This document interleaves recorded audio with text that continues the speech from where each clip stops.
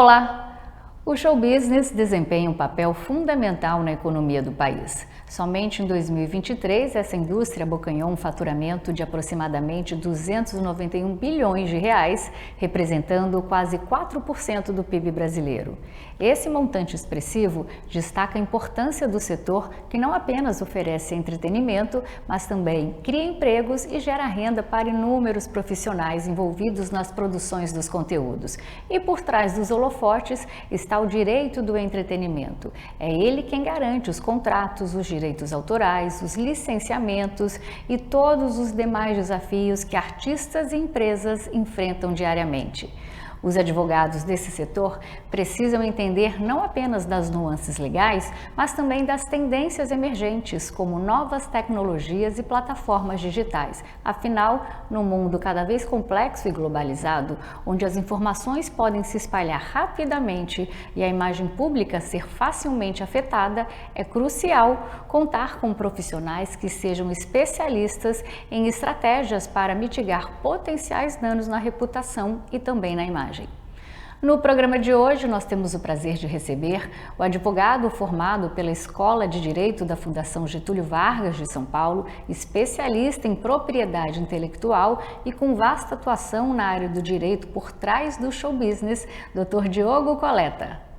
Olá, Dr. Diogo, é um prazer recebê-lo. Eu, particularmente, acho essa parte do direito, que é a sua especialidade, extremamente interessante. Então, hoje nós vamos poder esmiuçar muitos casos famosos que nós vemos nas mídias. Seja bem-vindo.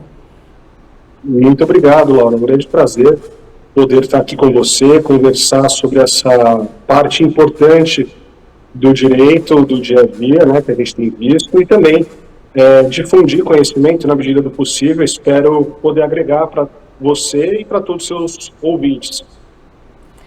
Dr. Diogo, o direito do entretenimento abrange uma variedade de indústrias, da música aos esportes e a criação de conteúdo digital. O senhor poderia explicar aos telespectadores como o direito do entretenimento funciona na prática? Posso tentar responder essa pergunta, ela é muito desafiadora, talvez seja uma daquelas perguntas de $1 milhão que o pessoal brinca, porque não existe uma única prática do direito do entretenimento. Você foi muito feliz, Laura, ao explicar que o direito do entretenimento abrange diferentes indústrias. Então, o que eu gosto de dizer, e eu parto da premissa de que o direito do entretenimento ele não está para o mundo do direito, assim como o direito do trabalho, por exemplo, está, o direito tributário, o direito constitucional, em que a gente tem um ordenamento de regras, leis específicas e próprias que aquele profissional vai conhecer, deve conhecer e operar única e tão somente. O profissional do direito do entretenimento, ele deve conhecer, sobretudo, a indústria, o mercado em que ele se propõe a prestar um serviço jurídico. Seja ele o mercado da indústria audiovisual, cinema, o mercado do teatro, o mercado de grandes festivais, de música, por exemplo, que a gente vê, esportes, como você bem colocou. E aí veja que a gente tem um conjunto de normas que podem ser aplicadas para esse tipo de evento. Eu vou ilustrar, ou melhor, de prática, né? Eu vou ilustrar aqui com algumas ideias para que essa premissa aqui seja muito bem posta. O primeiro exemplo que eu trago é, por exemplo, um show de grandes proporções, um festival de música. Um advogado que vai assessorar uma grande produtora de eventos, por exemplo, um Rock in Rio, um Tomorrowland, um The Town, ele vai ter que conhecer, primeiro, sobre música. Por quê? Ele tem que instruir os seus clientes, né, o promotor do evento, a pagar corretamente ao Escritório Central de Arrecadação de Direitos Autorais, senão esse cliente está sujeito a penalidades, a multas, a juros, etc. Segundo, esse profissional tem que conhecer sobre contratos, que também está no ambiente do direito civil, mas que já é uma outra prática, que está regulada sobretudo no Código Civil, já não é mais uma legislação exclusiva de direito autoral. Por quê? Porque a gente precisa vão afirmar que as celebridades que vão performar naquele show, naquele festival, estarão presentes, sob pena de multa, etc. A gente teve até alguns casos recentes nesse sentido, né, de não comparecimento de shows que geraram frustração para o público. Por exemplo, o Blink-182, recentemente, foi uma banda internacional que deixou de vir ao Brasil. O Drake, salvo engano, também passou por uma situação parecida. Mas, seguindo adiante, esse profissional, esse advogado que assessora um grande festival, além de conhecer direito autoral, para um correto recolhimento do ECAD, além de conhecer direito do consumidor, de conhecer sobre direito contratual, para reger bem essas relações, essas contratações, que têm a sua importância financeira relevante, né, com cifras muitas vezes altas, ele também tem que conhecer um pouco de direito de arena, que é uma lei própria, que a pessoa vai estar ali veiculando a imagem dela, muitas vezes para televisão, para um canal aberto. Tem que entender também sobre direito de consumidor, afinal o público vai adquirir esse ingresso e ele precisa ter as informações corretas. E aquelas pessoas que querem cancelar e não querem mais ir no show, que querem um abatimento porque na estrela que ela queria assistir naquele festival deixou de ir. Uma outra situação é o próprio conhecimento do direito público. Afinal, você precisa de um alvará do poder público, né, uma autorização do município, do estado, algumas vezes, para que aquele evento possa acontecer. Ou seja, um alvará que regule a entrada de menores de idade. Tem uma série de preocupações que o advogado que atua no entretenimento tem que ter em mente na hora de assessorar um cliente que está performando uma atividade econômica desse tipo. Por isso, Laura, que é difícil a gente falar que o direito do entretenimento está numa mesma prateleira de um direito do trabalho, de um direito tributário, de um direito do consumidor. Existe essa figura do direito do entretenimento, esse reconhecimento, essa expressão já foi batizada pelo mercado, pela academia, inclusive, mas está longe de ser uma prática que não dialoga com outras matérias e que o profissional pode se acomodar numa única especialidade do direito.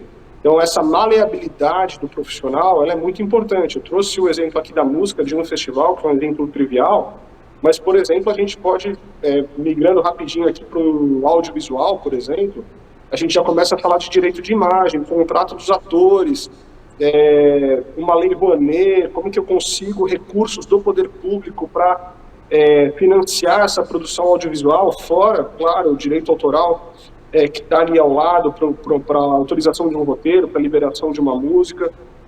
Então, Diogo, atuo preponderantemente no mercado da música, acabo prestando serviço para clientes de outras indústrias do entretenimento, né, do próprio audiovisual. Agora, em novembro, a gente vai ter a oportunidade de ajudar o pessoal no evento da Fórmula 1 aqui em São Paulo, que é uma grande oportunidade para a gente, mas sempre me atentando para o fato de que a gente tem que ter um jogo de cintura enquanto advogado para conhecer um pouquinho de tudo, porque é nessa posição que a gente se coloca. É possível também você ter um advogado de direito do entretenimento que faça um único tipo de serviço. Por exemplo, um advogado que fica 100% focado no direito desportivo, ele vai e no doping, por exemplo, ele vai estar sujeito e restrito a um universo um pouco menor, mas ainda assim, esse cara vai ter que ter uma noção de processo para saber argumentar num processo administrativo, de contrato, para saber de quem que é a responsabilidade, quais são os impactos de publicidade que aquele atleta pode vir a ter no uso indevido de doping.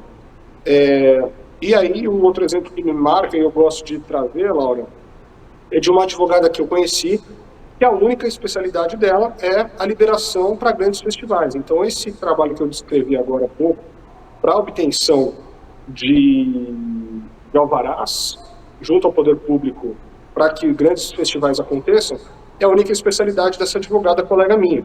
Ela fica 100% focada nessa tarefa, nesse tipo de atividade. E está tudo certo, mas é o meu dever falar aqui para o público E o advogado do entretenimento, via de regra, ele tem que ter uma atividade, um dia a dia multifacetado. A gente tem que estar interessado em compreender não só o Código Civil, não só a legislação de direito autoral, mas também um pouquinho de direito tributário, porque, afinal, o seu cliente que recebe um direito autoral, ele vai querer saber o mínimo de como ele tributa aquilo, um direito contratual para fazer cláusulas muito bem redigidas, enfim, é uma interação bastante diversificada, e acho que já passei meu ponto aqui. É uma profissão bastante legal, tem sido vista, né, e observada pelas pessoas, só que o meu principal conselho para o jovem advogado, ou aquele um pouco mais velho que queira fazer uma transição, estudantes que eventualmente se interessam na matéria, seja, conheça o mercado. Então, se você gosta de entretenimento, o que você mais gosta no entretenimento? Puxa, eu quero fazer entretenimento porque eu gosto muito de esportes. Foque na indústria. Conheça muito bem da indústria, dos problemas que aquela indústria traz, porque a aplicação no direito ela fica muito mais fácil vestindo o chapéu do advogado. Eu gosto de música, eu vou trabalhar com música. Em que parte? A indústria da música, por exemplo, é muito grande também. É um oceano, a gente está falando de oceanos em planetas e mares. Então, cada mar dá para muita gente nadar de diferentes maneiras, para todos os gostos. Então, na minha concepção, é impossível a gente colocar numa gavetinha ou um estereótipo de que isso é um advogado de direito do entretenimento. Existem diferentes profissionais, diferentes áreas e tem espaço para muita gente crescer e prosperar ainda. Doutor Diogo, eu confesso que nem eu imaginava o tamanho da complexidade que é esse mercado. E aí eu pergunto, por que você, Diogo, né, dentre todas as áreas do direito, por que o senhor escolheu, decidiu trabalhar com direito de entretenimento? O que ele fez levar, o que ele levou a enveredar por esse caminho? Você gosta de música? Olha, muito, muito interessante a sua pergunta, viu, Laura? No meu caso, o que acontece? Eu trabalhei nos meus primeiros estágios e também no meu início de prática de advogado com processo civil. Então, o meu trabalho era resolver casos complexos, né, de contratos comerciais diversos, até que um dia caiu na minha mão um contrato de agenciamento, que era um caso envolvendo um grande empresário, um grande artista. E aí eu falei, nossa, que interessante essa coisa, né? Então o caso ele veio para mim no primeiro momento, não porque eu era um especialista em música, longe disso. Naquela altura eu nem sabia a diferença de ópera e fonograma. Eu gostava de propriedade intelectual já na faculdade, me interessei pelo assunto, mas nunca tinha ido muito atrás, na verdade, para me aprofundar nos estudos. Eu estava preocupado em ter uma sólida formação em alguma área tradicional do direito. E essa sólida formação em uma área tradicional do direito foi o contencioso civil, que a gente chama. Então, lidar com processo judicial, fazer processos difíceis, falar com o Tribunal, Superior Tribunal de Justiça, Supremo Tribunal Federal. E a partir do momento que esse caso veio, eu acabei me engajando bastante na causa, porque eu me solidarizei com o cliente. E, além disso, é um caso que me demanda bastante até hoje, é um cliente que está comigo até hoje. E aí é um pouco de o QI, que o pessoal brinca, né? Quem indica, a partir do momento que você faz um bom trabalho numa determinada indústria, esse cliente indica para outro cliente, que indica para outro, indica para outro, quando você vê, você está submerso nesse ambiente. Depois de alguns anos eu fui fazer uma pós-graduação, me aprofundei bastante na matéria, tenho informações complementares, mas veio muito de forma natural para mim, né, com o fluxo do mercado, né, que eu quis, né, que eu almejei, foi um plano traçado. Eu acabei tendo sorte, na verdade. Hoje eu me vejo feliz, contente, podendo ajudar pessoas, o que é o mais importante para mim, mas, além de tudo, numa matéria que é prazerosa. E eu costumo brincar que é traiçoeira também. Por quê? Às vezes você está nervoso no trabalho, aí chega a sexta-feira, vai ligar o churrasquinho no sábado à tarde com seus amigos, aí o pessoal liga ali a plataforma digital e toca a música e tá dando problema no carro. Aí você já fala, putz, não consegui desconectar do meu escritório, porque quando eu fui desconectar a música veio tocar aqui, já lembrei dos problemas, já estou remoendo e revivendo o caso de novo. Então, eu já passei por isso uma vez ou outra, é uma situação curiosa, mas no meu caso foi isso. Foi dessa maneira, veio ao acaso e eu sou muito grato por isso. Então, na verdade, o entretenimento que escolheu o senhor, né? Foi Pode-se dizer que escolhido. sim. Pode-se dizer que sim, eu acho também que a gente, enquanto profissional, também, além de empreender e colocar a nossa técnica e o nosso conhecimento, a gente também acaba naturalmente colocando a nossa personalidade, né? Então, além do Diogo advogado, existe a pessoa Diogo, Diogo, né? Na pessoa física, por se dizer dessa maneira. Então, eu tenho um jeito de trato que talvez agrade esse tipo de cliente. O perfil desses meus clientes da música é que, apesar de ser uma indústria muito rica, ainda não é um perfil de um cliente que talvez tenha uma bagagem jurídica ou experiências jurídicas tão complexas no passado. Então, hoje, até brinquei há pouco que é o QI, que indica. Os clientes, eles vêm, sobretudo, não olhando para a minha qualificação, não olhando muito para onde que eu me formei, ou quais foram minhas pós-graduações e etc. Eles vêm muito mais com base naquela indicação, porque, puxa, esse advogado dá para confiar, porque ele não é uma pessoa traiçoeira.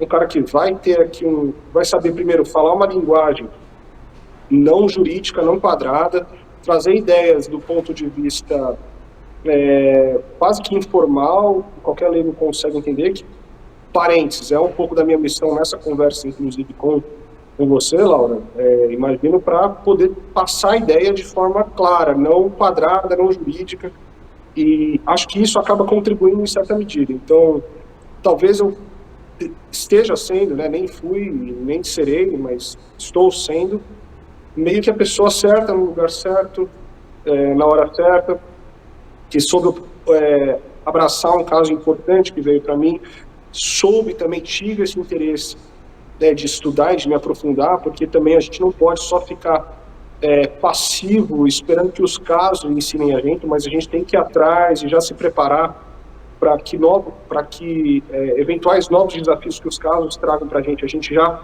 tenha um mínimo de conhecimento. Então, sim, me escolheu, mas também acho que o meu perfil de Diogo e de advogado ajudou para atrair. A gente acaba trazendo para si aquilo que a gente emana, em certa medida, né? Então, é um pouco disso. Doutor Diogo, o senhor é advogado formado pela Escola de Direito da Fundação Getúlio Vargas de São Paulo, especialista em propriedade intelectual e com vasta atuação na área do direito por trás do show business. E apesar de muito jovem, já advoga há mais de 10 anos para diferentes players da indústria fonográfica e do entretenimento, como editoras, selos, gravadoras, artistas nacionais e internacionais, tais como Abril Comunicações e The Other Songs.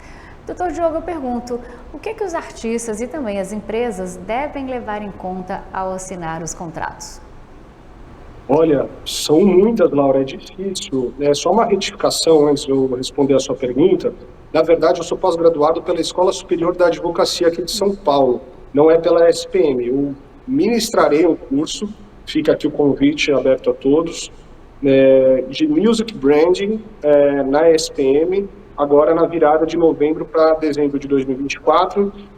Quem tiver interesse, né, é um curso híbrido, então quem estiver em São Paulo poderá estar presencialmente, mas se você está de outro estado me ouvindo, é possível fazer uma inscrição online e assistir esse conteúdo, que vai ser muito rico. Eu não serei o único professor, e tampouco é um curso jurídico, né? É um curso que visa trazer importância da música na consolidação de grandes marcas para os seus respectivos segmentos de atuação. Um cliente nosso muito próximo, muito querido, é o coordenador do curso, e acabou me convidando para ministrar algumas aulas sobre conceitos básicos jurídicos que, de fato, são muito importantes para qualquer profissional, não só o advogado, mas para aquele profissional que esteja no mercado da música, são essenciais, são vitais. E agora, retomando a sua pergunta, Laura, sobre as principais cláusulas, Eu diria que a primeira, que isso vale não só para esse universo da música, mas para qualquer contrato que a gente acaba assinando, é até qual prazo que eu estou vinculado e obrigado a cumprir com aquelas obrigações, ou até que prazo que eu tenho direitos naquela determinada relação, como que isso pode ou não pode ser renovado, como que isso pode ou não pode ser rescindido, com multa ou sem multa. Portanto, cláusula de prazo contratual, primeira que a gente sempre deve observar. Segunda, rescisão, como que eu acabo aquela relação. E isso nossa senhora, essa sim é a pergunta de $1 milhão, porque no contrato, na indústria fonográfica, inclusive naquele primeiro caso que eu mencionei do agenciamento, um fenômeno muito recorrente é o artista pequeno, incipiente, ele é contratado por um agente, uma empresa que vai fazer o agenciamento desse artista, que coloca dinheiro, faz investimento diverso, não só a nível de publicidade, mas, por exemplo, em aulas de canto e etc. E aí, quando esse artista começa a fazer sucesso, vem um outro agente ou uma empresa maior, com mais nome no mercado, e quer passar a agenciar esse artista, depois que ele já passou a dar um pouquinho certo na sua carreira. E é nesse momento que a gente tem problema, porque o artista ele quer sair do agente, que pegou e abraçou o projeto desde o início, para partir para um novo agente que vai colher os frutos com maior proveito, realmente, porque vai ser naquele estágio da carreira em que a carreira está mais amadurecida, que os frutos eles vão vir mais gordos, com mais royalties, com mais valor dos cachês. Então, essas são algumas cláusulas importantes, né, principalmente quando a gente fala de contrato de agenciamento na música. E uma outra situação bastante corriqueira nesse mercado é quando a gente fala de cessão, licenciamento e edição de obras musicais. A gente teve alguns casos também notórios na imprensa de disputas de direitos autorais sobre editoras antigas e grandes nomes da indústria fonográfica nacional da década de 70, 80, e viram, por exemplo, suas músicas sendo utilizadas por essas gravadoras e editoras nas plataformas de streaming, que eles nunca tinham autorizado que o uso fosse feito, porque à época nem sequer cogitava-se alguma coisa similar ao streaming, essa tecnologia. E aí a gente cai numa discussão que é a seguinte: a quem pertence a titularidade sobre uma obra, sobre uma composição musical, e a quem pertence o fonograma. O fonograma é a música que a gente acaba ouvindo, a gente fala que é um bem tangível. Por que é tangível? Porque é aquilo que bate nos nossos ouvidos, é uma interpretação de uma obra, de uma composição. E a composição, a obra, para ilustrar esse conceito, geralmente o que eu passo para o meu público é para pensar numa partitura, ou seja, numa letra acompanhada de notas musicais, de um arranjo musical, e aquela obra sendo interpretada por alguém com uma determinada voz e gravada dá origem a um fonograma. Então, esses conceitos são muito importantes. Por quê? Porque é o que a gente consegue monetizar. São esses bens que são utilizados, seja pela rádio, seja pela televisão, pelo cinema, pela agência de publicidade, pelo usuário da plataforma de streaming. São esses bens que são remunerados pelo direito. E aí, portanto, você saber a quem pertence esses direitos é muito importante. E aí, voltando mais especificamente para a sua pergunta das cláusulas contratuais, a parte ela sempre tem que estar muito atenta se ela está cedendo direitos, ou seja, transferindo titularidade de direitos, se ela está adquirindo esses direitos, se é isso que interessa para ela, ou se ela está obtendo só uma autorização de uso, ou se ela está prestando um serviço. E os efeitos a médio prazo desses contratos, eles podem ser parecidos, e as pessoas, inclusive pessoas com uma boa formação jurídica e também de mercado, muitas vezes acabam confundindo esses conceitos, pegam minutas de contrato de edição e acabam colocando no contrato de cessão, e aí vira uma salada mista que o advogado depois tem que intervir para tentar regularizar. Mas essas são as principais cláusulas, e só uma última, claro, que interessa para todo mundo, que é da remuneração. Como que eu serei pago? O que eu serei pago? Serei pago sobre receita bruta, sobre lucro líquido? Quando que eu preciso ser pago? O que acontece se eu não ser pago? Cláusula de prestação de contas. Então, o meu agente ele precisa prestar contas para mim. Eu, agente, devo saber que eu devo prestar contas para o meu artista. Eu, editora, sei que eu tenho que prestar contas para o titular do direito, para aquele que está me pagando para fazer a gestão dos direitos autorais dele. Então, é uma série de cláusulas, é difícil a gente eleger aquela que seja principal, e também é difícil a gente pensar em alguma que a gente possa excluir. Afinal, o nosso desafio é trazer, na prática e no dia a dia, trazer contratos concisos que são inteligíveis pelo leitor, assim como a conversa a gente procura estabelecer de forma menos jurídica e mais compreensível. Os documentos, na medida do possível, também têm que ser um pouco pensados dessa maneira, de forma que as cláusulas que estão ali são estritamente necessárias, são negociadas, mas esses highlights que eu dei, eu diria que são aquelas principais ou as mais chaves para saber as bases da relação. No próximo bloco, nós vamos falar um pouquinho desses casos que deram problemas. Quase 20 anos já se passaram desde Roberto Carlos em Detalhes. A biografia lançada em 2006 pela editora Planeta, do pesquisador Paulo César de Araújo, irritou o cantor, que alegou ser ele o dono e único contador autorizado da própria história, e o caso foi parar nos tribunais. Na época, Roberto Carlos exigiu que o livro fosse retirado das lojas e, além de reivindicar a proibição do livro, ele também exigiu a prisão do autor da biografia por 2 anos e o pagamento de uma indenização milionária. O caso, claro, chegou ao Supremo Tribunal Federal e o julgamento culminou com a vitória de Paulo César de Araújo e a liberação de biografias e cinebiografias não autorizadas. Até hoje existe um debate constante sobre o assunto no mundo inteiro. Mas no caso do Roberto Carlos, doutor Diogo, como as leis que protegem os criadores também permitem exceções como obras biográficas? O que nós aprendemos com esse caso específico? Ótimo, Laura. Esse caso é um caso paradigmático que o advogado do direito do entretenimento geralmente conhece, porque realmente ele foi um marco sobre as biografias não autorizadas. E aí a gente tem que compreender que a gente fala aqui de conceitos distintos. Uma coisa é a imagem do Roberto Carlos, a reputação e a honra dele, que são alguns bens jurídicos que estão ali discriminados no artigo 5º da Constituição Federal. Outra coisa é a obra literária, criada pelo Paulo Sérgio, né? Se não me engano, me foge o nome agora do criador, mas acredito que seja esse. Então, são bens jurídicos diferentes.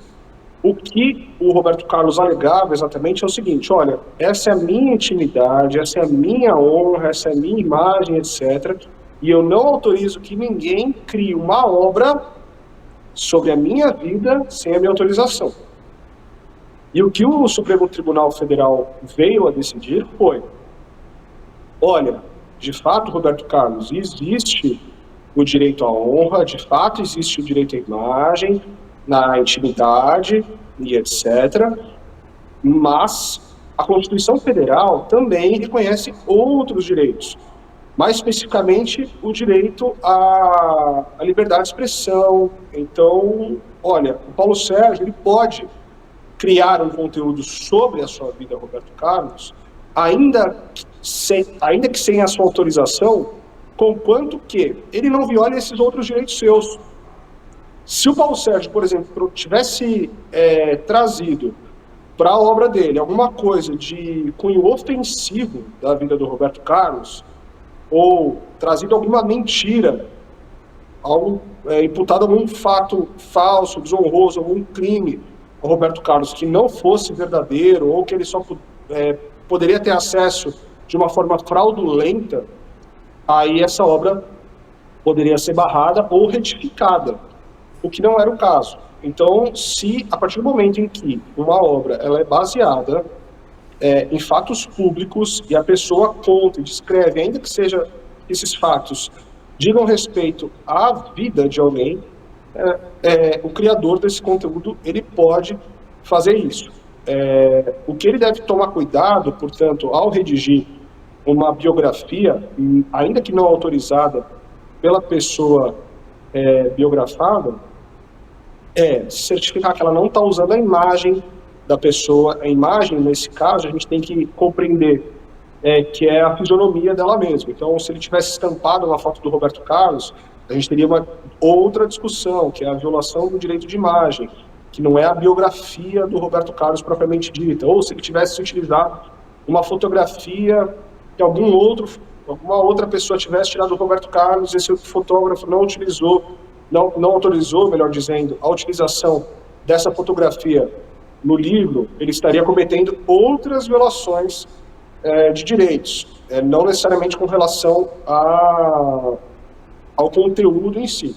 Se você faz um conteúdo objetivo, com fatos públicos que você teve acesso de forma legítima, sem ofender a imagem da pessoa, ou a reputação, a honra, você pode publicar. E aí, nesse caso, a biografia ela se assemelha muito à sua profissão de jornalista.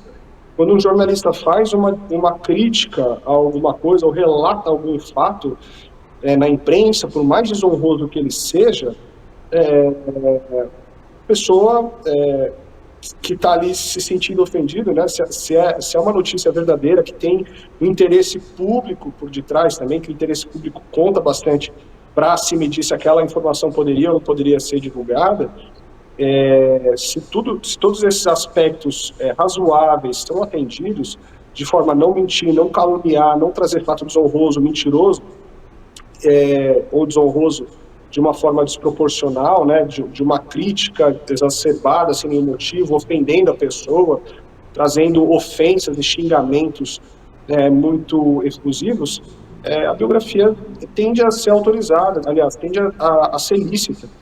E aí, claro, né, talvez seja o caso desse criador sempre averiguar a possibilidade de chamar a pessoa biografada para participar, porque se ela tem depoimentos dessa pessoa, o relato fica mais rico, ela pode ter acesso a informações novas, a fotografias, a material muito particular. Então, a minha recomendação, a princípio, para aquela pessoa que pensa em escrever uma biografia, por mais que você não precise chamar, cogite a possibilidade de convidar a pessoa biografada para compartilhar e enriquecer o seu relato.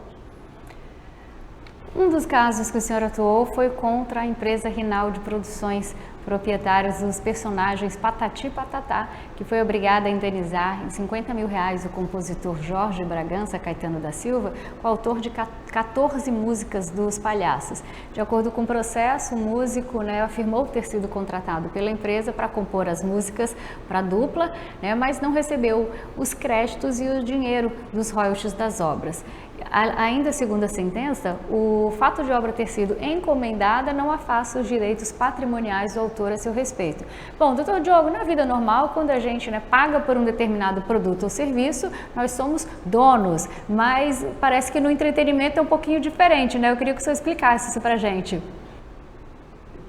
Olha, do caso em si, Laura, eu não vou comentar tanto, até porque ele ainda não acabou em definitivo. Essa reportagem acabou saindo na imprensa, mas esse caso ainda não transitou em julgado, ele está em recurso, então não vou comentar exatamente dessa situação. Não, eu queria saber como é que funcionam os royalties, né? Por que entrou, o que ele acha que ele tem direito e por que o outro acha que, mais como um exemplo mesmo. Tá, o que acontece? A Lei de Direitos Autorais traz ali um artigo que diz que todo negócio precisa ser formalizado. O que isso quer dizer? E não adianta eu combinar com a Laura que a Laura pode usar minha música verbalmente. Os contratos verbais, eles são aceitos, e são reconhecidos na legislação comum. Por exemplo, se eu falo para a Laura que esse pote de álcool é dela, que eu vou passar para ela, Laura, estou te dando esse pote de álcool. e a Laura consegue chamar uma testemunha e falar, não, de fato o Diogo disse isso, eu fiz uma promessa e um contrato verbal foi feito entre nós e o pote de álcool será seu. Em direito autoral não é bem assim. O contrato, ele precisa ser formalizado, ou seja, por mais que existisse, né, no caso nem sequer havia, mas ainda que existisse ou viesse a ter um contrato verbal entre as partes, e você conseguisse comprovar a existência desse contrato verbal, ainda assim esse contrato não seria válido e não produziria efeitos na legislação autoral. Portanto, toda autorização, toda cessão de direitos deve ser prévia e expressamente formalizada, em papel, em documento, inclusive de forma onerosa, ou seja, atribuindo-se um valor para aquela autorização ou cessão, sem que haja um documento muito bem detalhado. Essa autorização, esse uso da pessoa que não teve esse cuidado de obter esse documento formal, passa a ser ilícito. E uma vez ilícito, você viola direitos de autor, causando danos que são danos morais, aí no caso foram arbitrados pelo juiz de primeira instância em R$50 mil, e além disso em danos materiais. O dano material ele é calculado, pode ser calculado, melhor dizendo, no caso é o que a gente pede, com base naquilo que o infrator faturou.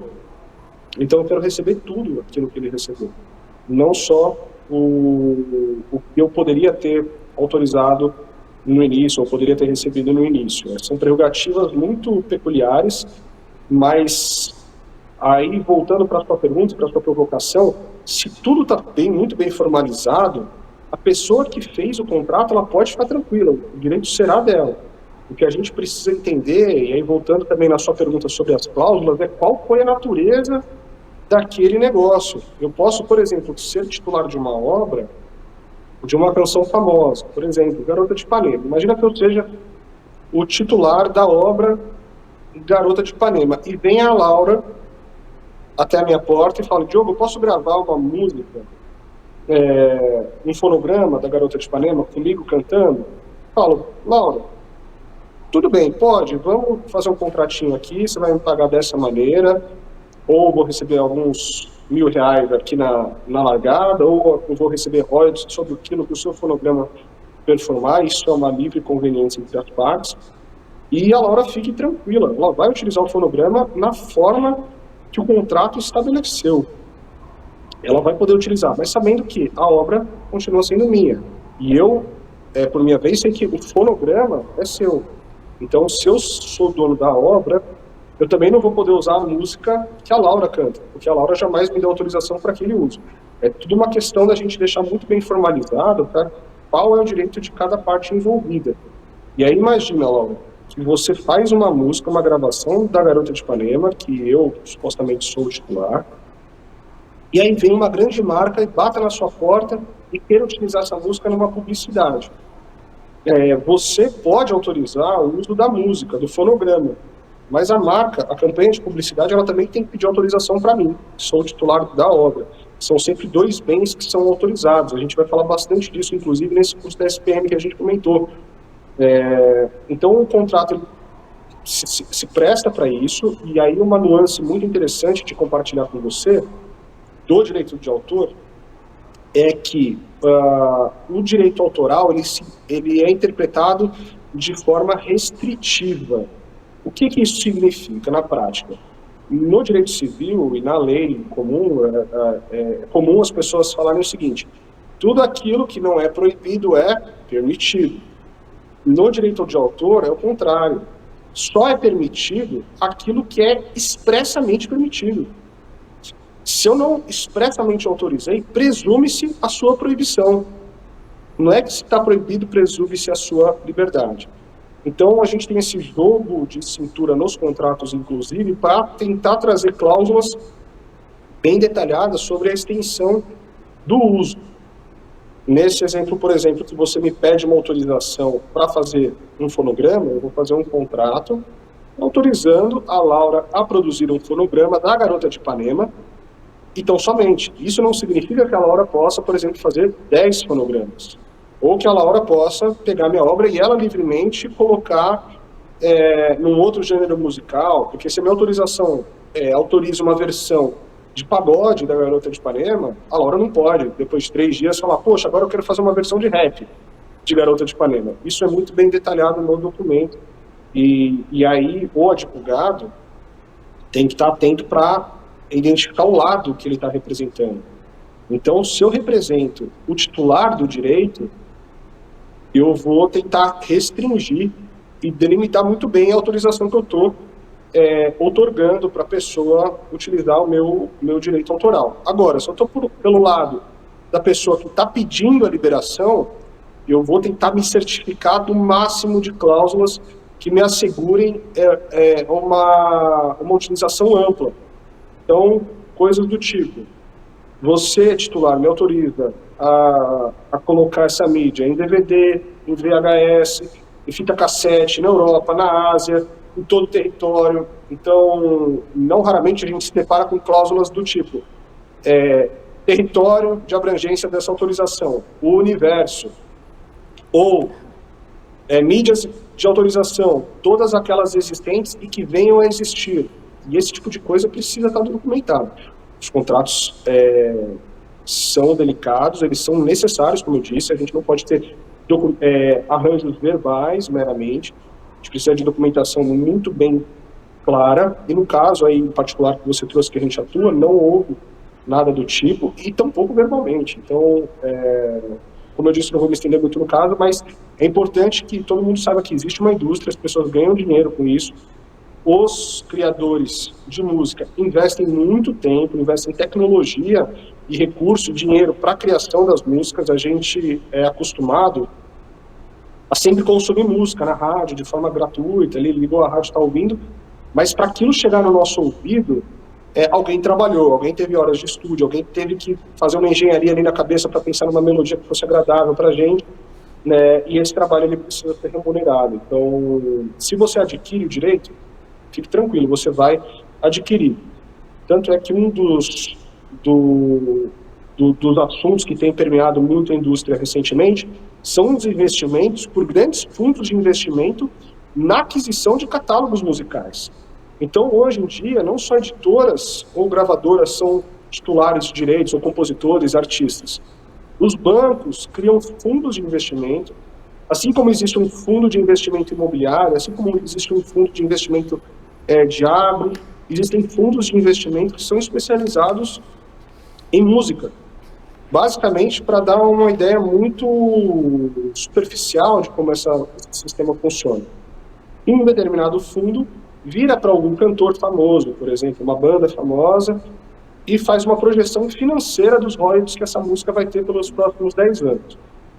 E fala, cantor, se você ficar com essa música pelos próximos 10 anos, você vai receber, sei lá, $1 milhão. Ao invés de ter essa projeção, que é incerta, afinal ela é só uma projeção, você já não quer receber $700 mil agora na sua mão, hoje, e eu estou te pagando isso agora? Aí o cantor fala, poxa, quero, vou vender para o fundo, porque afinal eu garanto $700 mil para mim e agora, estou tranquilo. Ele faz isso, ele faz esse negócio. O fundo de investimento passa a ser o titular desses direitos autorais e ele vai monetizar. Ele vai receber $1 milhão ou não, vai receber mais de repente, e por isso que é um investimento. E aí, nesse tipo de situação, o fundo de investimento ele pode ser aberto para que o público em geral possa investir. Se você que está me ouvindo tiver interesse em buscar, se der algum Google aí, não vai demorar muito para achar fundos especializados, para que você tenha uma pequena cotinha de músicas e catálogos importantes, assim como hoje em dia a gente pode ter pequenas cotas de ações de fundos imobiliários e ser donos de shopping centers, de galpões logísticos, você também pode ter uma cotinha de músicas. E conforme essas músicas vão performando, você vai recebendo dividendos, royalties, que é o provento ali de uma ação muito similar a um tesouro, alguma coisa, uma aplicação do tipo. Então existe toda essa indústria, inclusive, muito bem articulada a nível sofisticado, a nível de banco, com investimentos vultuosos que se pautam nessas premissas, de que os contratos sim valerão e que as pessoas sim serão donas. Doutor Diogo, com o aumento da popularidade de videogames, direitos de imagens dos atletas ganharam destaque. Nós tivemos um caso onde vários jogadores brasileiros processaram a empresa Electronic Arts pelo uso não autorizado de suas imagens. Uma ação em conjunto feita pelo Sindicato dos Atletas de Futebol de Minas Gerais, mais de 200 atletas fizeram parte da requisição por uso indevido de seus direitos nos jogos da FIFA de 2005 a 2016 e no FIFA Manager de 2006 a 2014. Na época, a empresa teve de pagar mais de 7 milhões de reais aos atletas e todos os jogos que estiveram no processo, eles tiveram que ser retirados do mercado. Bom, na Inglaterra, existe uma liga que representa os atletas em acordos dessa natureza e, ao comprar a licença de uso, os jogadores fazem parte do pacote. Já aqui no Brasil, ainda impera o cada um por si. Então, eu gostaria que o senhor explicasse para a gente como os atletas são legalmente protegidos em ambientes digitais. Posso. De fato, o que acontece nesses casos, Laura, e até do ponto de vista histórico, e você trouxe, acho que, exemplo de 2005, 2006, são versões que a gente tem que atentar, que era quando estava havendo um boom maior de videogames, essa popularização, inclusive, dos clubes de futebol nacional no ambiente virtual. Porque até mesmo antes disso era mais comum a gente ver seleções com nomes fantasia, jogadores que não existem, ou clubes internacionais, mas clubes brasileiros era mais raro alguns anos atrás, e hoje isso está amplamente popularizado, em certa medida regularizado, e o problema foi observado pelas grandes empresas que produzem esses games. O nome e o pseudônimo do atleta e também do artista são protegidos. Então, imagina que eu tenho algum jogador de futebol cujo nome seja José Antônio da Silva. E o nome de futebol dele, como jogador, ele é conhecido como, sei lá, algum exemplo bom. Toureiro... O Zico, por exemplo, né? Isso, um Zico, um Pelé, ótimo. Esses nomes, eles também são protegidos, Então, o nosso nome, eu trouxe agora há pouco exemplos do tipo imagem, reputação, honra. Outros bens que são inerentes da nossa personalidade, além da voz, são o nome e o pseudônimo. O nome completo, a sua identidade, também o seu pseudônimo, que acaba atrelando a sua imagem, que o público em geral te conhece. Nesses casos, portanto, só para ilustrar, a gente basicamente tem dois bens jurídicos que estão ali sendo afetados ou em discussão. O primeiro deles, o nome ou pseudônimo, e o segundo deles, que é a imagem. Afinal, quando o game faz a caracterização do jogador de futebol, ele procura trazer atributos que, de fato, associam aquele código-fonte, aquele personagemzinho, a alguma pessoa existente. Então, se o jogador tem um corte de cabelo moicano, o jogo vai fazer moicano a identificar quem que é aquele jogador exatamente. E aí, a partir do momento em que esses produtores de games utilizam da fisionomia, eles estão utilizando da imagem do jogador de futebol, do atleta, e também estão utilizando do nome dele, do pseudônimo dele, porque esses atributos acabam agregando muito na venda dos jogos. Para o usuário, é muito mais legal performar ali, jogar um jogo em que eu reconheça aquele atleta, poxa, eu vou jogar com o Neymar e com o Messi, com o Cristiano Ronaldo, ao invés de, sei lá, o Zezinho da couve-flor, não sei. Então, esses atributos têm o seu valor e eles precisam ser comercializados e pagos. Também precisam ser pagos mediante formalizadas essas autorizações mediante contratos. E o que a gente via nesse momento era uma falta de negociação, inclusive a nível coletivo. Você trouxe aí uma experiência da Inglaterra, do Reino Unido, que é muito rica a nível de sindicato, que não se restringe ao futebol somente. Se a gente pegar, por exemplo, a indústria do cinema, é muito mais forte para que todos os artistas tenham negociações mais coletivas, realmente, porque apesar de não ser uma relação de trabalho, no caso de atores que são contratados para filmes pontuais, etc., eles coletivamente conseguem acordos mais equânimes para todo mundo. E aqui no Brasil, infelizmente, é um pouco, como você disse, cada um por si. O problema, ele está, na prática, me parece, relativamente resolvido, porque hoje, quando o jogador de futebol faz um contrato com um clube de futebol, ele recebe duas verbas.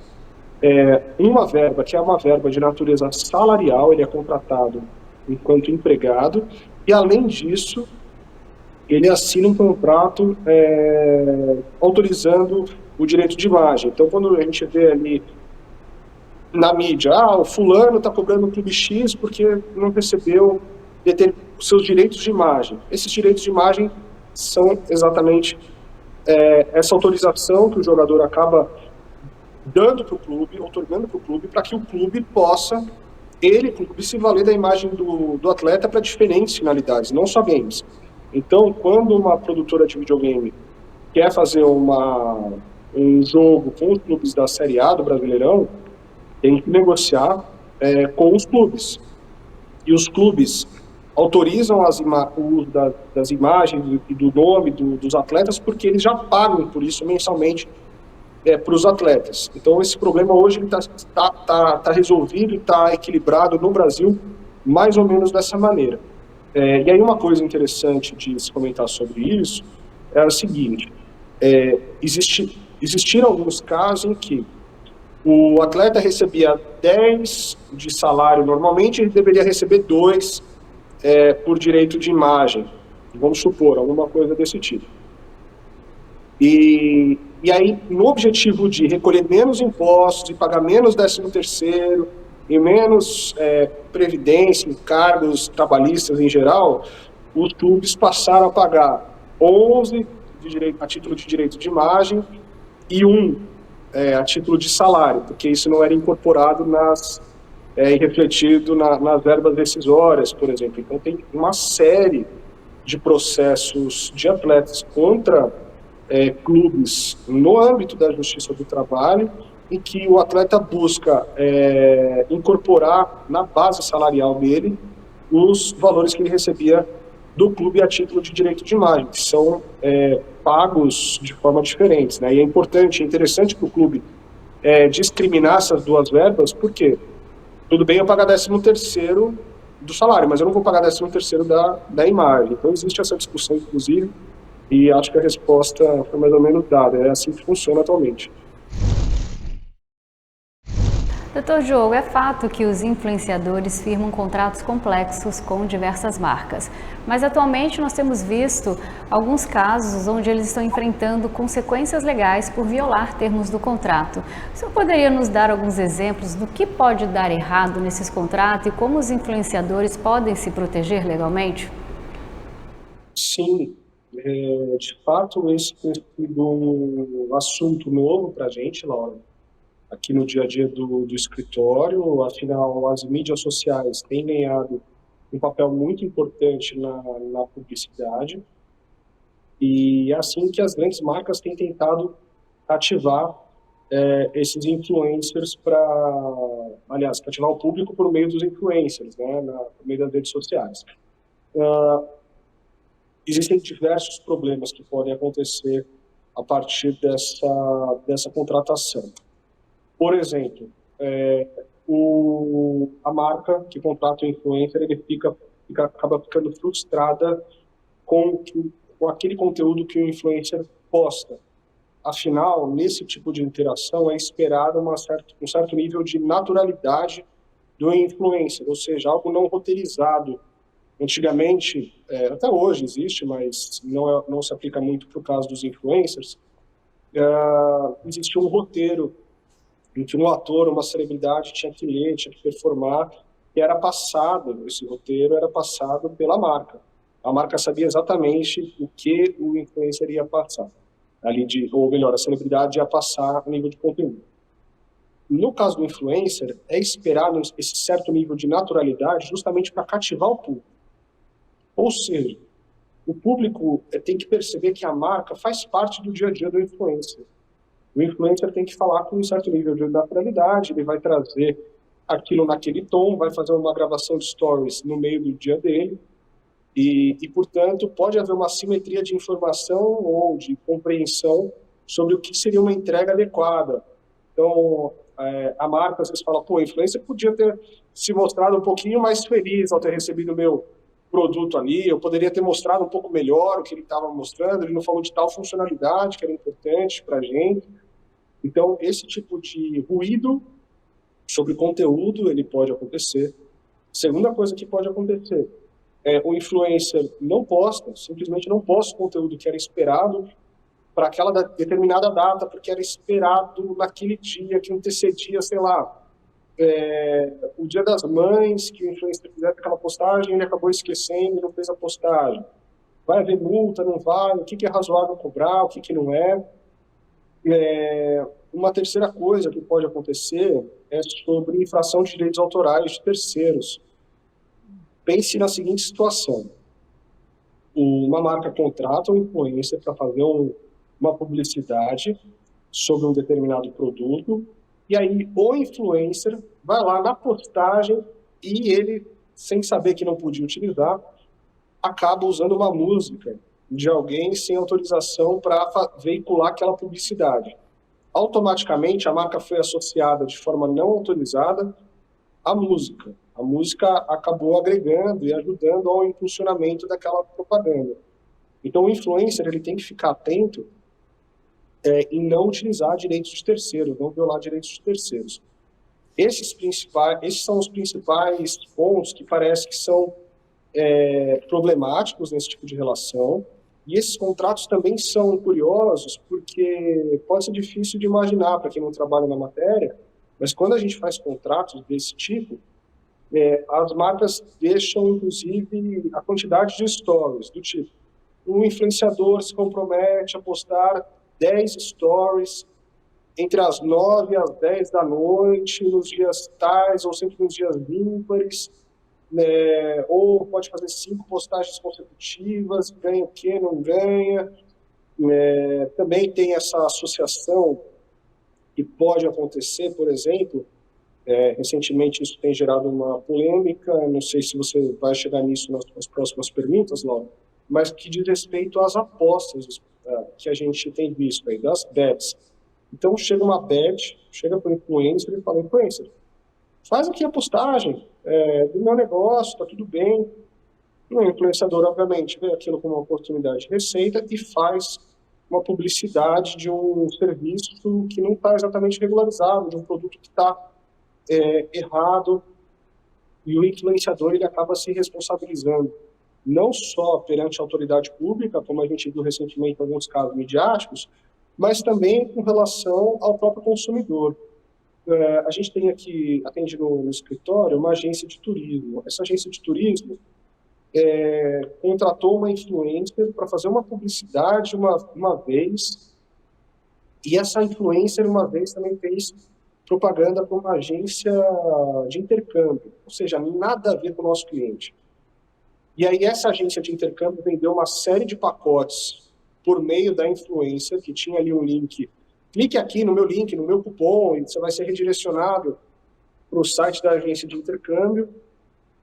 Essa agência de intercâmbio veio a falir, e aí os consumidores que haviam pago para a agência de intercâmbio e não conseguiram fazer o seu intercâmbio, acabaram processando a influencer também, que não tinha nada a ver, ela só tinha divulgado. Um pouco diferente aí no caso das bets. E numa dessas, o nosso cliente, que era uma agência de turismo, que uma vez tinha feito uma publicidade para essa influencer, acabou sendo também intimada por um daqueles consumidores da agência de intercâmbio, e a gente teve que explicar, olha, não tem nada a ver, isso não é um grupo econômico, então esse tipo de respingo pode acontecer, não só se tratando do direito do consumidor, que é o caso, né? E aí, para a influenciadora era uma questão mais sensível, até porque ela também recebia com base no faturamento que ela gerava para a agência de intercâmbio. ou seja, não só do ponto de vista do consumidor, mas também do próprio ponto de vista criminal, se existe algum aspecto de lavagem de dinheiro. Então, influencer, primeiro, tome cuidado com a empresa que você está divulgando, certifique-se de que realmente aquele serviço, aquele produto é de uma procedência idônea, que você realmente assegura, porque você divulgar aquilo inadvertidamente só pensando no dinheiro pode, né, te prejudicar, não só juridicamente, mas também do próprio ponto de vista reputacional. Imagina que algum grande artista faça uma propaganda na televisão sobre alguma marca, e essa marca é envolvida em algum escândalo, isso acaba rebatendo, sendo associado, ainda que não de forma jurídica, na própria imagem da pessoa que veiculou. Então, esses aspectos aí são importantes, tanto para o lado do influenciador, quanto para o lado de quem está tomando aquele serviço. Muitos criadores enfrentam dificuldades para monetizar vídeos de reação musical no YouTube devido a reivindicações de direitos autorais. Por que o sistema Content ID geralmente impede que os criadores gerem receita, mesmo quando eles atraem um grande público, né? Como é que esse sistema funciona do ponto de vista jurídico, Dr. Diogo? Ótima pergunta, Laura. O Content ID é uma ferramenta muito importante no ponto de vista digital, autoral. No que ele consiste exatamente? É uma ferramenta que visa identificar automaticamente um uso não autorizado de direito autoral. Então, imagina que você está subindo um conteúdo na plataforma do YouTube e na hora que o vídeo está sendo subido, né, tá sendo feito o upload, o próprio sistema do Content ID já fala, opa, aqui tem música de terceiro, que cadastrou aqui na minha base de dados, uma inteligência artificial que cruza essa informação. Vou proibir esse vídeo de subir ou vou desmonetizar esse vídeo e essa pessoa não vai receber nada. Um caso que ficou notório aí nas mídias sociais alguns meses atrás, que foi muito, muito interessante, foi o do jornalista, do repórter Celso Russomano, que faz aquele tipo de matéria abordando estabelecimentos por supostamente terem impedido o direito do consumidor. Do consumidor. Sem entrar no mérito se essas reivindicações dos consumidores são ou não são procedentes, os estabelecimentos, querendo repelir a presença do Celso Russomano, passaram a ligar áudio de músicas famosas da Disney lá nos seus ambientes, porque sabiam que se ele gravasse aquilo e subisse no YouTube, automaticamente o Content ID ia identificar que aquela música era da Disney, que é um player que tem um contrato comercial importante com o Google, e automaticamente ia barrar a monetização. Então foi um artifício muito interessante por parte desses estabelecimentos. De novo, sem adentrar ao mérito da discussão consumerista, mas foi uma prática muito interessante da parte deles, que reflete aí como que a ferramenta funciona mais ou menos. E, enfim, basicamente isso que funciona com o Content ID. Eu trouxe um exemplo e ele é muito útil aqui para a gente no dia a dia. Então, por mais que o vídeo seja muito bem visualizado, tenha uma boa performance, se eu, titular do direito, não quero que a minha música seja utilizada, eu posso impedir aquele uso. Eu posso, por exemplo, só pedir para que o usuário tire a música. Ou eu posso pedir e reivindicar royalties também sobre aquilo.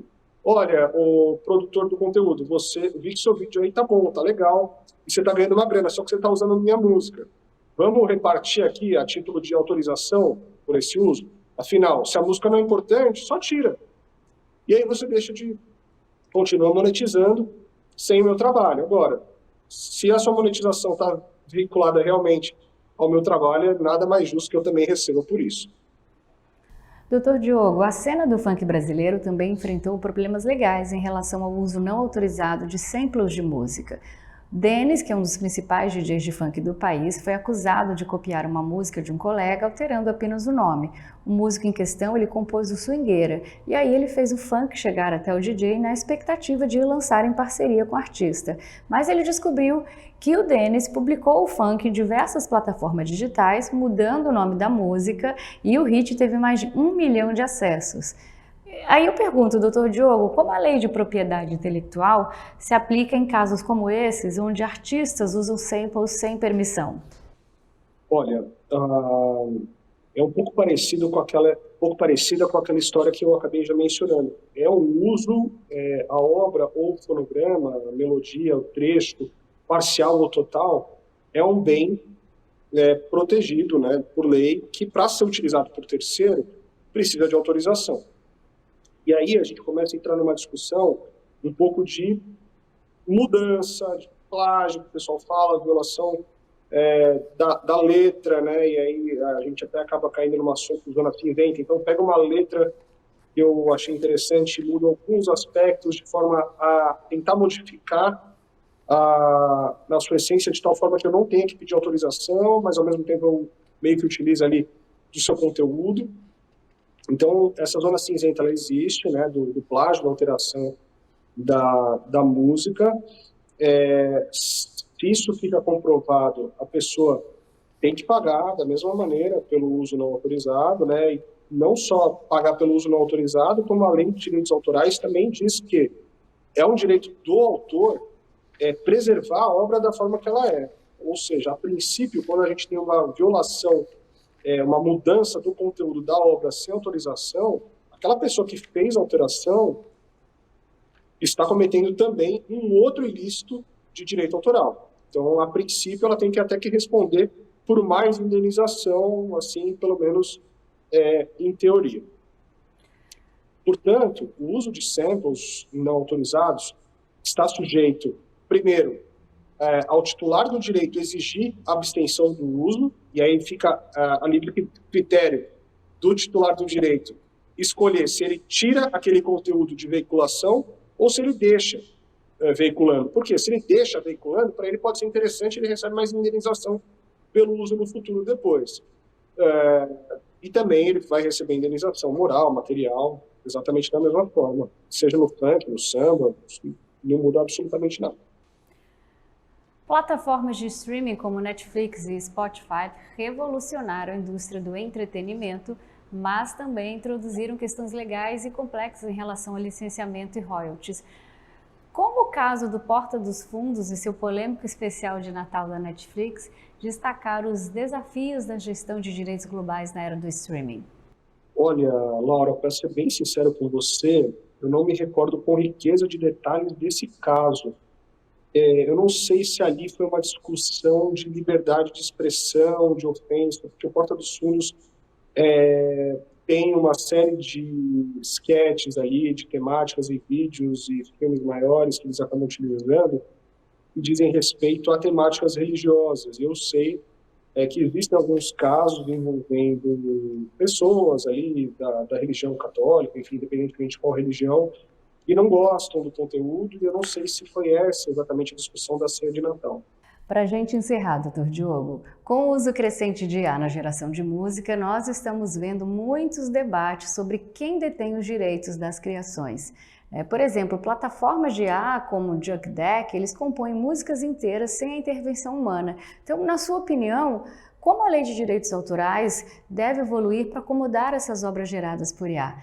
Quem deve ter o direito de reivindicar a propriedade? Os desenvolvedores, os usuários ou ninguém? Laura, essa sim agora é a pergunta de $1 milhão. Todo mundo quer saber. Acho que essa vale dinheiro mesmo, inclusive, porque o que acontece? A lei de direitos autorais, ela diz que só pode ser uma criação protegida por direitos autorais aquelas que venham do espírito. E a tecnologia, a inteligência artificial, ainda não tem espírito. Então, nada que é criado pela inteligência artificial, a princípio, pode ser uma criação reconhecida como tal para a própria inteligência artificial. Quais são as discussões que acabam aparecendo e resvalando nesse aspecto? Primeiro, na medida em que a inteligência artificial não cria, o que ela faz? Ela varre toda uma base de dados chamada internet, se vale de exemplos já existentes e acaba batendo tudo no liquidificador a uma velocidade impressionante e acaba entregando o conteúdo ali da forma que você pede. Inclusive, se você nunca fez esse exercício, a título de curiosidade, fica aqui uma recomendação de horas livres aí, sem nada para fazer, quando tiver à toa, vai brincar disso. Mas para criação de música, veja o Suno, S-U-N-O. Impressionante. Eu mesmo fui brincar ali, faz um login com o Google, é gratuito, tem uma versão paga, mas eu só ver gratuita. E você dá um comando assim para ele. Eu fiquei brincando nas últimas semanas de fazer musiquinhas para os cachorros da minha família, dos meus amigos e etc. Então, faça uma música sobre a cachorra tal. A cachorra tal é branquinha, ela sacode o rabo quando fica feliz e eu quero uma versão rap. Você aperta um Enter, em 5 minutos o negócio te entrega um rap sobre a cachorrinha tal, que sacode o rabo, ele traz ideias, etc. E aí a discussão é impressionante, literalmente impressionante. E aí a discussão é o titular daquela criação. Quem é que pode monetizar aquilo que foi cuspido pela plataforma? É o Diogo que foi lá e imputou esses comandos para a plataforma produzir aquilo? Ou é a plataforma e é a dona da inteligência artificial? Ou são os desenvolvedores que criaram aqueles prompts que formam a inteligência artificial? Ou são os autores que tiveram a sua música um pouco parecida, que puderam ali identificar versos e ideias parecidas? Hoje, como é que tem funcionado? Isso tem funcionado. Hoje a gente já consome músicas produzidas pela inteligência artificial, mesmo sem saber, a gente já consome músicas menores ou maiores em plataformas diversas, não só as de música, mas também as de vídeo. A gente já consome ativamente músicas produzidas por inteligência artificial, no todo ou em parte, porque também a gente pode jogar para a inteligência artificial ideias parciais, do tipo, inteligência artificial, criei essa música, mas está faltando algum verso aqui, alguma letra para rimar. Me dá uma ideia? E vai lá a inteligência artificial e faz o verso que é mágico, aquela ideia que faltava, e traz um arranjo novo. Então, a gente precisa também ter essa consciência. E não existe necessariamente só músicas criadas por humano e músicas criadas por inteligência artificial, mas também existem aquelas músicas que são produzidas por ambos, em que a inteligência artificial, inclusive, atua não só na letra, mas também na própria melodia, cria ali algum arranjo musical agradável aos ouvidos, e aquilo é consumido. Não é de hoje, eu não estou falando de 5 anos atrás, estou falando até de mais tempo. Essa tecnologia já não é tão mais nova, assim, por incrível que pareça. E hoje, como é que tem funcionado? Isso tem funcionado com o exemplo que eu dei, com a pessoa que criou o comando. Então, se eu vou lá e crio uma música, e eu pego essas músicas dos cachorrinhos e coloco na plataforma para monetizar, quem vai receber os royalties serei eu. E isso é muito delicado, né? Enfim, fica também a gosto do usuário consumir ou não consumir músicas criadas por inteligência artificial ou humanos, mas é uma revolução que a gente está assistindo, está participando. Uma coisa que é interessante da gente pensar é que, de repente, em alguma medida, para as próprias plataformas, seja interessante estimular músicas produzidas por inteligência artificial. Por quê? Se você estimula o consumo de músicas protegidas por inteligência artificial, você está estimulando músicas que despenderam menos tempo para serem produzidas. E à medida em que menos tempo foi investido para a criação daquela música, menos royalties talvez as pessoas tenham que pagar. E por que a plataforma vai ter interesse em estimular esse tipo de conteúdo? Porque ela paga menos direitos autorais para os titulares, que vão cobrar menos naturalmente por isso. Afinal, eu fiz ali em 2 minutos, então uma coisa eu vou receber centavos por aquela autorização, outra coisa eu querer cobrar dezenas de milhares de reais, porque eu fiquei horas, meses num projeto. E aí a plataforma ela quer também visar os lucros dos seus acionistas, né? Então, no final do dia, a gente está falando de grandes corporações que detêm esse novo veículo de mídia, né, de conteúdo, e então talvez esse seja o nosso futuro. O que eu enxergo que pode ser um caminho para daqui a alguns anos ou gerações seja algo... Esse comentário nem é meu, eu vi de um congresso que eu participei recentemente, uma outra participante comentando, que ela acredita, e eu, a partir daquele comentário, passei a aderir a essa ideia, que ela acredita na possibilidade que, no futuro, as gerações queiram consumir conteúdos produzidos por humanos, quase como hoje a gente consome bens livres de agrotóxicos, ou bens orgânicos, ou seja, uma coisa mais artesanal, uma coisa mais, olha, isso é puro, isso é essência, isso foi feito por humano mesmo. Estou consumindo coisa de máquina que está reproduzindo. Então, talvez a indústria se bifurque para o futuro para esse lugar de coisa orgânica e coisa robótica. E, enfim, hoje ainda é só o futuro novidade nos o dirá. AI, né? Mas no futuro, talvez o pessoal volte à moda antiga. Sim. Doutor Diogo, muito obrigada pela participação. Foi um enorme prazer conversar com o senhor e saber um pouquinho mais, né, sobre esse mundo mágico e ao mesmo tempo complexo, né, das leis do entretenimento. O prazer foi todo meu, Laura. Fico à disposição. Parabéns pelo programa. Assisti já alguns conteúdos. Desejo muito sucesso a você e toda a sua equipe sempre. Obrigada, até mais. Um prazer. Estarei no seu curso. Ah, que legal. Te vejo lá, então. Tchau, até mais. Tchau, tchau.